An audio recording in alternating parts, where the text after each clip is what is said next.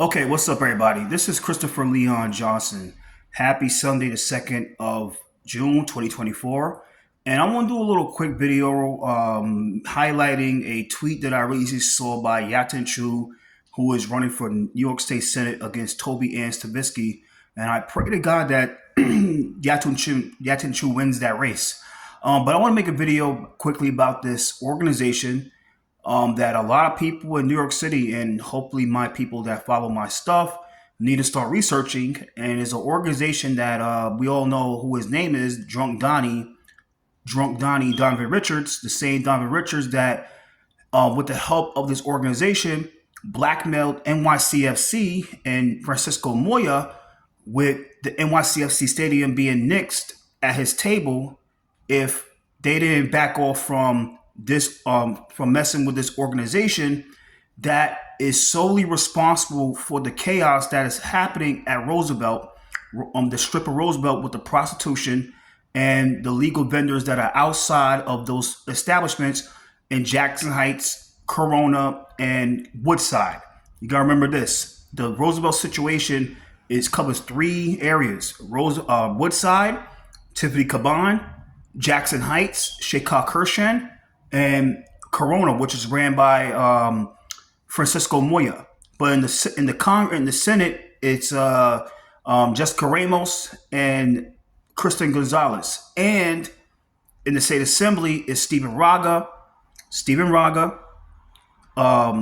Catalina Cruz, and Jessica Gonzalez Rojas. But we all know with that NYCFC stadium deal, this organization got Drunk Donovan Richards, to threaten Francisco Moya and the New York City Football Club, with him nixing that deal. If, like I said, if they did not back off from this nonprofit that you people need to start researching and let those vendors go back into Corona Plaza. Because what happened with Corona Plaza, everybody, the truth about Corona Plaza was Corona Plaza had a lot of illegal vendors, right?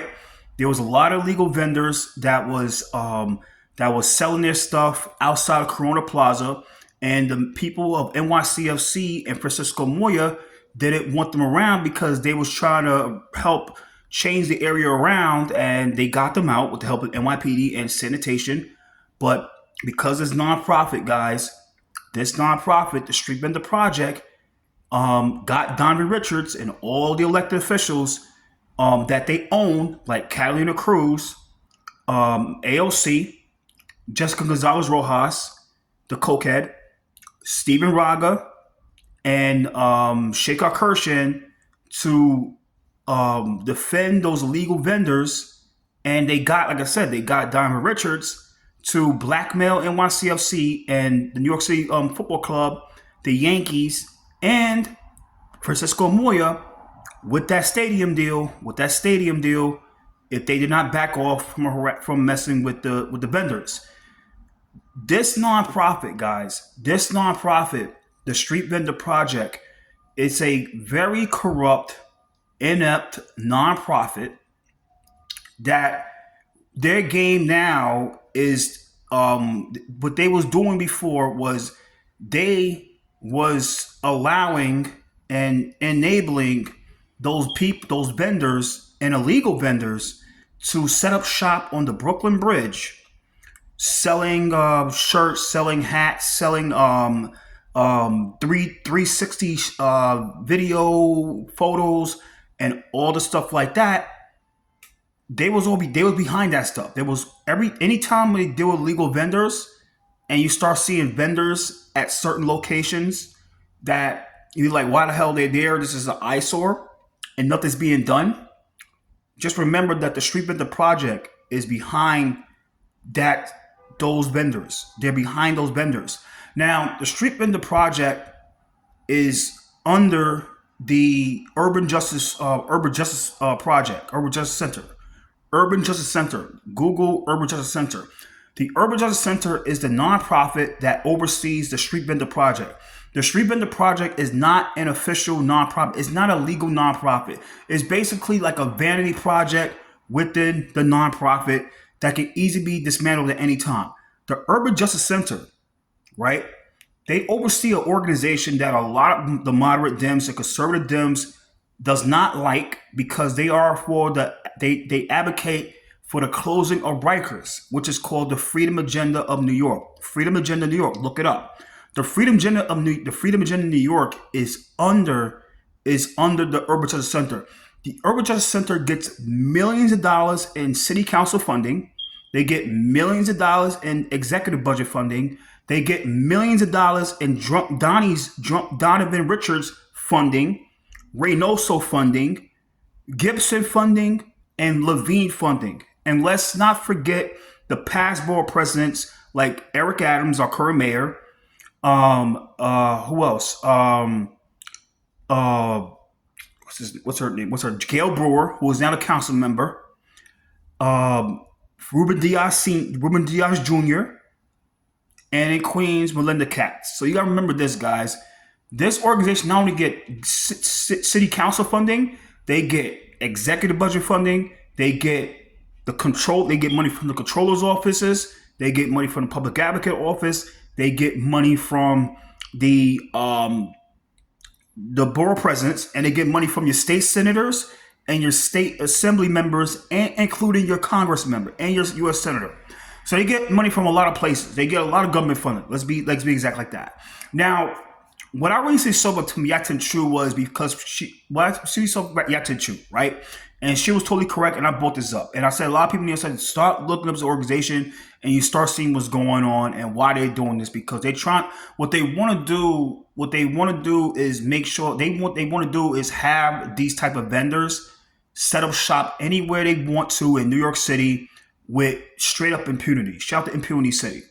Now, going forward with this stuff, guys,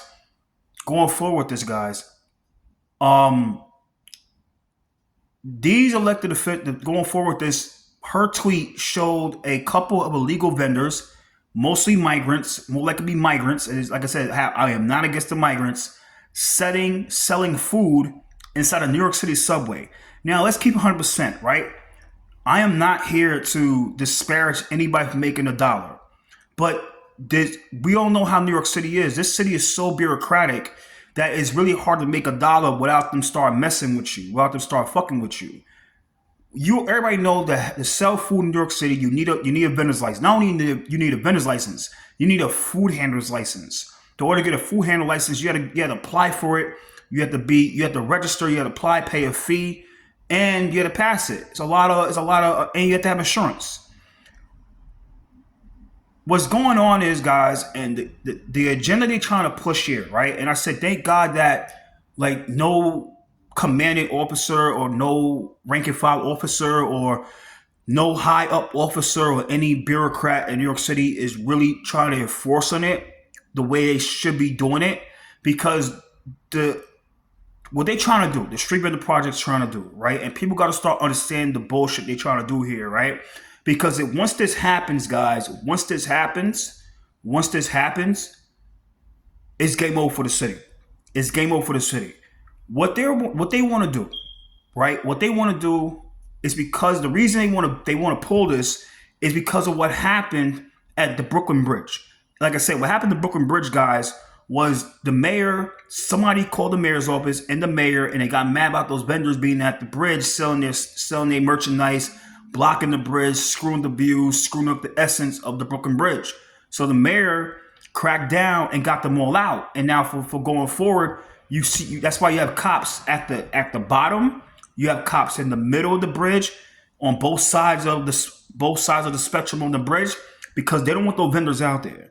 So the Street Vendor Project that oversees those guys that take fees and dues from those vendors, what they want to do, and people gotta watch what they really want to do in the future, right? What they are praying for is some overzealous cop or some overzealous commanding officer or some overzealous bureaucrat from the MTA arrest one of those illegal vendors